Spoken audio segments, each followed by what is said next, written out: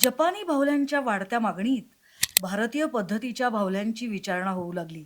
गेशिया dolls बरोबरच 17व्या शतकातील योद्धा शोगन कारखान्याच्या एका वॉलवर तर दुसऱ्या वॉलवर भारतीय नर्तिका, ज्यात मणिपुरी, कथकली, कथ्थक नृत्यांगना सामील झाल्या.